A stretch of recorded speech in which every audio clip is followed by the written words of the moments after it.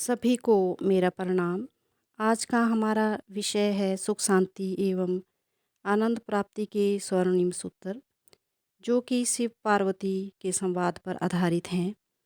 कैलाश पर्वत पर देवों के देव महादेव भगवान भोलेनाथ अखंड समाधि में डूबे थे और उधर माता पार्वती लोक कल्याण की इच्छा से अपनी कुछ लोक हितकारी जिज्ञासाओं व प्रश्नों को भोलेनाथ के समक्ष प्रकट कर उनका समाधान चाहती थीं। वैसे उन जिज्ञासाओं का समाधान तो उनके पास भी था, पर वे उन्हें अपने स्वामी भोलेनाथ के मुखारविंद से ही सुनना चाहती थीं। सबसे बड़ा धर्म क्या है? सबसे बड़ा पाप क्या है? कर्म करते समय मनुष्य को किस बात का ध्यान रखना चाहिए? जीवन में सफल होने के लिए मनुष्य को क्या करना चाहिए? मनुष्य को सुख और दुख कब प्राप्त होता है? आदि कई प्रश्न माता पार्वती के मन में थे। आखिरकार लंबी प्रतीक्षा के बाद भोलेनाथ समाधि से बाहर आए और तब भोलेनाथ की सेवा कर सुअवसर जानकर माता पार्वती ने अपनी सारी जिज्ञासाएं, सारे प्रश्न भोलेनाथ के समक्ष रखे और भोलेनाथ उनकी जिज्ञासाओं का समाधान करते रहे।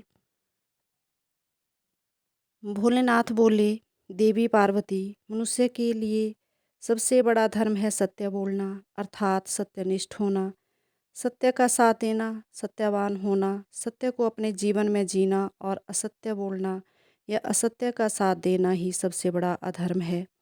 हर किसी को मन, वाणी और कर्म से सत्यवान होना चाहिए, सत्यनिष्ठ होना चाहिए। सत्य के समान कोई तप नहीं है, कोई धर्म नहीं है, कोई पुण्य नहीं है और असत्य के समान कोई अधर्म नहीं, कोई पाप नहीं है। अब अगला प्रश्न था, मनुष्य को कर्म करते समय किस बात का ध्यान रखना चाहिए? इस प्रश्न का समाधान देते हुए भोलेनाथ बोले, देवी पार्वती, कर्म करते समय मनुष्य को अपने हर कर्म का साक्षी होना चाहिए। उसे यह ध्यान रखना चाहिए कि वह अच्छा या बुरा जो भी कर्म कर रहा है उसका साक्षी ईश्वर है। वह सर्वव्यापी ईश्वर उसके हर कर्म को देख रहा है। उस सर्व साक्षी से कुछ भी नहीं छिपाया जा सकता है। अस्तु, कर्म करते हुए मनुष्य को इस बात का अवश्य ध्यान रखना चाहिए कि उसके हर कर्म का साक्षी भगवान है। महादेव ने आगे कहा, यह सोचकर मनुष्य को सदा शुभ कर्म, सत्य कर्म, पुण्य कर्म करने चाहिए जिससे उसे सुख प्राप्त हो सके। जो मनुष्य यह सोचता है कि वह जो कुछ कर रहा है उसे उसके अलावा कोई नहीं देख रहा है, वह जीवन भर अशुभ कर्म, पाप कर्म करता जाता है और उसके परिणाम स्वरूप वह दुख पाता रहता है। किसी भी मनुष्य को मन, वाणी और कर्म से पाप करने की इच्छा नहीं करनी चाहिए, क्योंकि मनुष्य जैसा सोचता है वह वैसा ही कर्म करता है, उसे वैसा ही फल भोगना पड़ता है।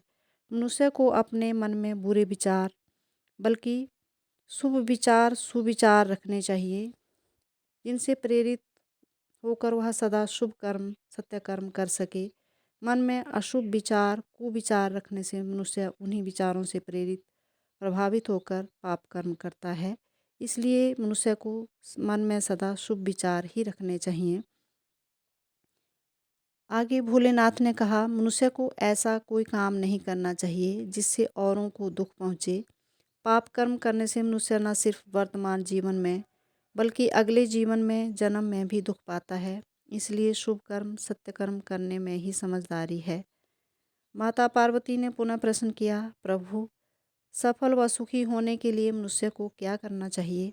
भोलेनाथ बोले, देवी पार्वती, संसार में हर मनुष्य का किसी न किसी वस्तु, व्यक्ति, स्थिति, परिस्थिति से लगाव होता है, आसक्ति होती है। मोह आसक्ति मनुष्य की सफलता में बड़ी बाधा है। इसलिए मनुष्य को मोह आसक्ति से मुक्त होकर कर्म करना चाहिए। महादेव बोले, सफल होने के लिए मनुष्य को कभी भी अनुचित साधन या उपाय का सहारा नहीं लेना चाहिए। सफलता पाने के लिए साधन भी पवित्र ही होने चाहिए, क्योंकि अनुचित व गलत तरीके से प्राप्त सफलता अंततः दुखदायी ही होती है और सच्चाई, ईमानदारी व पुरुषार्थ से प्राप्त सफलता सुखदायी होती है।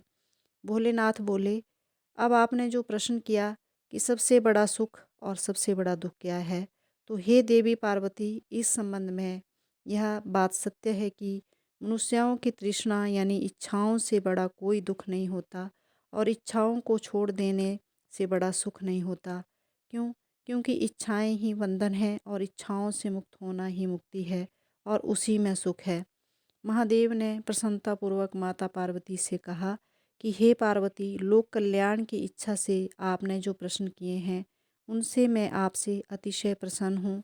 इस प्रकार शिव पार्वती संवाद समाप्त हुआ।